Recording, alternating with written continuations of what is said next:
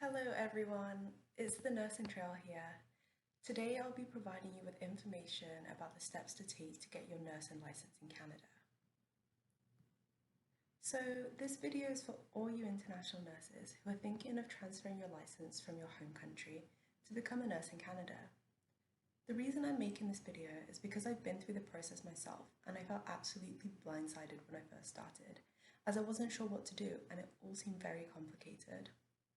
Now, this was partly my fault for not researching the process before I began. So I just wanted to create this video as I want you all to be aware of what you're getting yourselves into. Okay, now let's jump into the details. If you come to Canada thinking it'll be a quick transition to getting your license transferred over, think again. It can take a very long time. I want you to be prepared. You will not be able to work as a nurse in Canada until you go through the process that they've created for international nurses.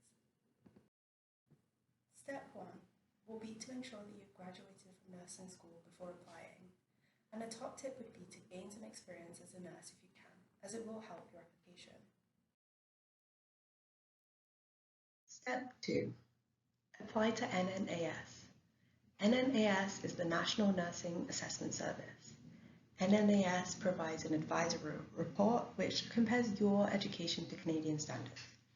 NNAS also validates other documents. All internationally educated nurses must apply to NNAS. What will NNAS ask for? Once you've paid, they'll ask for 2 pieces of identification that have been notarized. They'll want your academic curriculum. And just please note, this has to come directly from your university or school. There will also be an academic form for them to fill out, and this just details information on what you've done during your schooling. Employment information. There will also be an employer form that you'll be able to access on your dashboard. This is for your employers to fill out, which includes hours worked and where, kind of what ward, units, floor you've worked on. Once this is completed, it also has to be sent directly to NNAS from your employers. License, registration information from your home country's licensing board, English exam results if required, and what province you want to work in. And you can change this at a later date or add provinces too. NNAS can take a long time. I'm talking a year plus here. It does seem that there has been some efforts recently to reduce the waiting time with NNAS, but a top tip would be to apply for NNAS from your home country so you can continue working as a nurse and gain more experience. This will help your application. Step 3, English exam. Taking the English exam was mentioned in the previous slide, but you can apply to NNAS without it and then take it at a later date. Some nurses may be exempt from taking an English exam. This would be mainly those nurses who come from solely English-speaking countries. If you have taken an English exam recently, NNAS may be able to accept it. To my knowledge, they accept IELTS, academic, and CELBAM. IELTS covers a broad range of subjects and appears to be quite difficult to pass. With this in mind, a lot of international nurses opt to take CELBAM.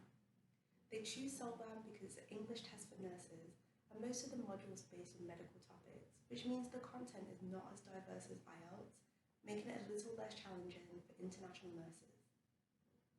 Although taking IELTS is a great option, as it is an English exam that is accepted by immigration. Step 4. Apply to the regulatory body where you want to work. Things start moving pretty quickly after this point. You must have your NNAS report before doing this. NNAS sends the report directly to your chosen regulatory body. You can pay an additional fee to have your report sent to different regulatory bodies if your choice of provinces changed since you first applied to NNAS. You may be thinking, what exactly is a regulatory body? Well, in Canada, the regulatory bodies are the governing bodies for each province. There are 10 provinces that international nurses can apply to. Step 5. Wait for the regulatory body's decision. When you've completed the steps I previously mentioned, the regulatory body will decide what your next steps will be. They will base this on your NNAS report, any additional education that you've completed completed and your experience, particularly how much recent practice you've had. Each regulatory body is different in how they decide on how much transitional education they would like you to do, if any. Just a quick word of warning is that some provinces will ask you to do additional assessments after you've got your NNAS report. For example, in British Columbia, they refer most international nurses for the NCAS assessment. I was really shocked to find out that the NNAS report was not the end. Step 6. Complete transitional education, if required. Many people do get referred on to complete transitional education to upgrade to ensure that their education is in line with Canadian standards. Now this varies from province to province, but I just want you to be aware that this is a step that you may have to take. Step 7. Apply for provisional license if you qualify. This is a step that I was able to take. I completed transitional education and I was then eligible for a provisional license.